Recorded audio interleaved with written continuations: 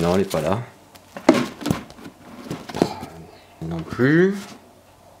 Non, là non plus. Dites, vous auriez pas vu ma chaîne YouTube parce qu'elle est tellement petite que j'arrive pas à mettre la main dessus. Bon, laissez-moi le temps de l'intro hein, pour la retrouver, mais si jamais vous la voyez avant moi, dites-le moi, hein, je reviens tout de suite.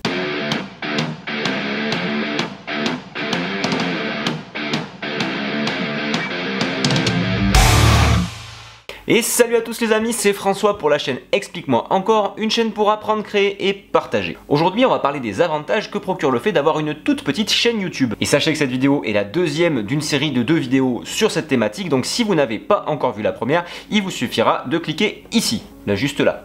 Là hop, là tu cliques, là oui voilà, c'est bon. Ok, alors nombreux sont les youtubeurs qui rêvent d'une carrière à la Norman, Cyprien ou Squeezie, mais je vais vous expliquer dans cette vidéo pourquoi je pense que c'est pas forcément une bonne chose. Tout d'abord, pour démarrer et pour ne pas se décourager, il vaut mieux se fixer des objectifs raisonnables. Et oui, en 2017, rares sont les nouveaux youtubeurs qui ont pu voir leur chaîne décoller, tout simplement parce qu'il y a déjà beaucoup de monde dans la place. Et dans ce cas-là, il vaut mieux se concentrer sur la qualité des contenus qu'on va proposer, plutôt que sur la taille de l'audience qui va les regarder. Et l'avantage, c'est qu'en faisant ça, on va vraiment se faire plaisir et créer des choses dont on va être fier plutôt que de courir après les vues.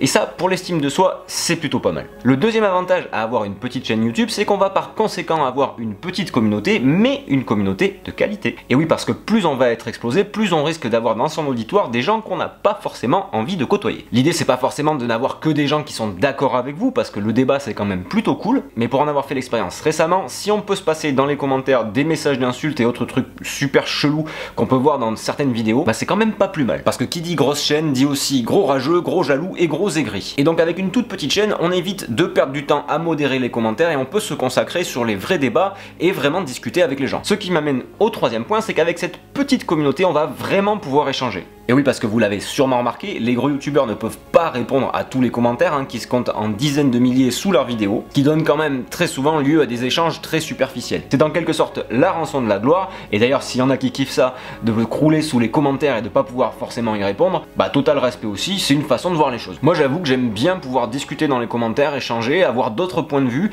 et pouvoir prendre le temps, parce que bah pour l'instant, je peux me le permettre, il n'y a aucun souci. D'ailleurs vous pouvez faire le test en écrivant un petit commentaire, vous verrez, normalement je vous répondrai. Et puis c'est vachement cool de revoir régulièrement des pseudos qui reviennent dans les commentaires et pouvoir discuter d'une vidéo sur l'autre avec les gens qui les ont regardés et qui les ont suivis. Enfin, le dernier avantage que je vois à avoir une petite chaîne YouTube, c'est qu'il y a zéro pression.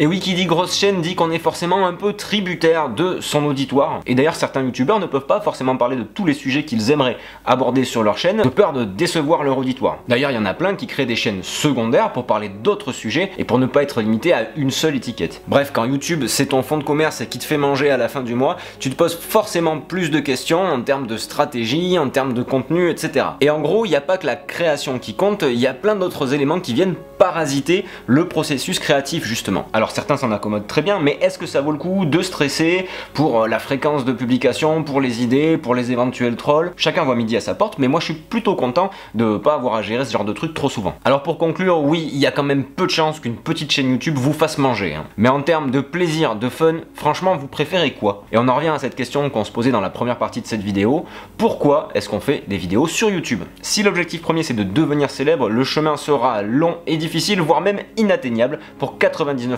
d'entre nous. Par contre, si le plaisir de faire des vidéos vous anime, si vous aimez partager vos découvertes et vos passions, ou juste faire rire les gens et que vous vous concentrez sur ça, eh bien il y a beaucoup plus de chances qu'avec un petit peu de patience et de persévérance, vous finirez par avoir une petite communauté bien sympathique, comme j'ai la chance d'avoir actuellement. Elle est pas énorme, mais c'est que du bonheur. Et voilà les amis, c'est tout pour aujourd'hui.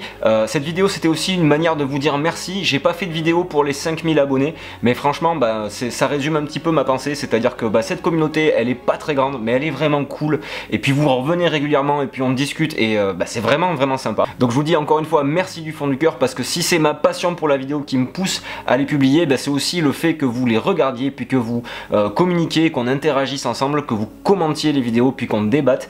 Vraiment ça c'est quelque chose de super sympa. Donc merci. D'ailleurs si cette vidéo vous a plu, n'hésitez pas à exploser le petit pouce en l'air qui se situe sous la vidéo. Et puis si c'est pas encore le cas et que vous voulez rejoindre cette petite communauté de qualité, vous savez ce qu'il vous reste à faire, il suffit de vous abonner. En attendant, restez curieux et je vous dis à bientôt pour la prochaine vidéo.